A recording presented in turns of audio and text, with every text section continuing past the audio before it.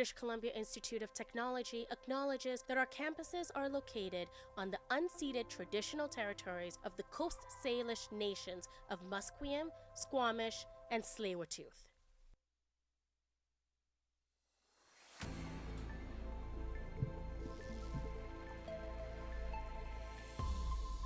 Top of the morning to you all wonderful viewers who are tuning in today. My name is Eden Chipperfield, and you're joining me for the 10 o'clock newscast, reporting on your top headlines of the hour. The director of U.S. Immigration and Customs Enforcement says 3 people have been shot at Dallas ICE facility, and the shooter is dead from a self-inflicted gunshot wound. Acting ICE Director Todd Lyons confirmed the shooting during an interview on CNN on Wednesday. Homeland Security spokesperson Tricia McLaughlin later said no ICE agents were injured and that detainees were among the victims. A Dallas police spokesperson says 2 people were taken to a hospital and the 3rd person died at the scene. Homeland Security Secretary Kristi Noem says details are still emerging, but the agency was confirming there were multiple injuries and fatalities at the field office. An overnight fire at Edgewood Ostrich Farm in the interior of BC has burned a wall of hay bales that used to corral the animals. Part of the 3-meter-high enclosure can be seen blackened and charred, with workers spraying the burned areas with water. But even with the challenges, the farm is still holding out to hope, says spokesperson Kate Pesitsny. About 400 birds have been court-ordered to be culled amidst concerns over the wobble of ostrai being infected by avian flu. RCMP arrested both Pesitsny and her mother under the Health of Animals Act after they stayed overnight amid the birds. The 2 were released and allowed to return home, but forbidden from going back into the enclosure. Pesitsny has used social media as a way to inform the public of the circumstances and plead the Canadian Food Inspection Agency to cancel the cull of the birds. However, now we are receiving word that the Supreme Court of Canada has granted a stay in destruction of the flock of ostriches until the court mulls an application to leave for appeal. More updates to follow later. And we have our producer, Graciela Cruz Flores, joining me now to talk about the stories reporters are working on in our newsroom. Hey, Graciela, what's our top story for today? Thanks, Eden. So our reporter James No is interviewing Chris Wilson from Kids Sports about the decrease in kids interested in signing up for after-school sports.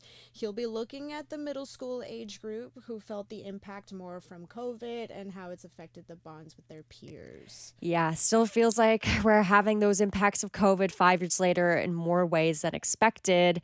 And we'll see what James has to say about it today at 11:30. More fascinating work still going on in our newsroom. Thank you, Graciela. We look forward to it all. In Alberta, updates on the pending teacher strike. The Alberta government has announced that it has struck a tentative deal with the Alberta Teachers Association that represents 51,000 teachers. Finance Minister Nate Hornes says that the table offered needs to be ratified by members of the Alberta Teachers Association, with a vote approaching in the next few days. This deal comes at a pertinent time as the teachers are set to strike in less than 2 weeks.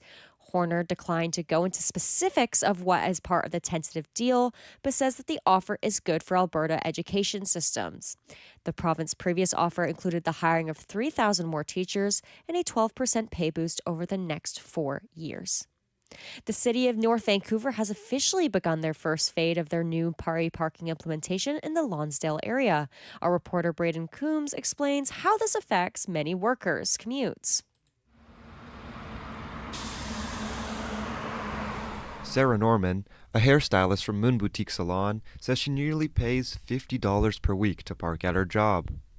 Workers in the area have not been given any access to parking permits following the new pay parking implementations on Lonsdale. The Director of Transportation for the City of North Vancouver, Jennifer Draper, says there are many that are unaware of the additional parking available. We actually have a lot of off-street parking available at all times of day and on weekends as well. And it's just the visibility and findability of this off-street parking that we're trying to improve through this rollout. In Burnaby, it is partly cloudy at 13 degrees with an expected high of 20 for the day. How are we enjoying those changing colors of autumn, folks? I purposely went out of my way to step on a perfectly crunchy leaf this morning, and boy, it was satisfying. And those have been your news headlines today at 10 a.m. Please join my co-desker Selena Teixeira at 10:30 for your news update. Stay safe out there, and of course, stay gold.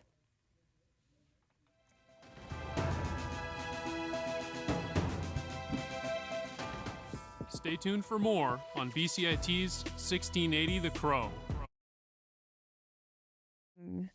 I knew a bit about Lightroom and Photoshop before coming into the program, but I didn't really know much about Premiere, and that kind of scared me. And so BCIT has really helped to kind of grow my skills in video editing, which is something I didn't really think I could do before and actually really enjoy now. It also taught me how to use the big cameras, so I can use more than just a DSLR now, which is very helpful as well.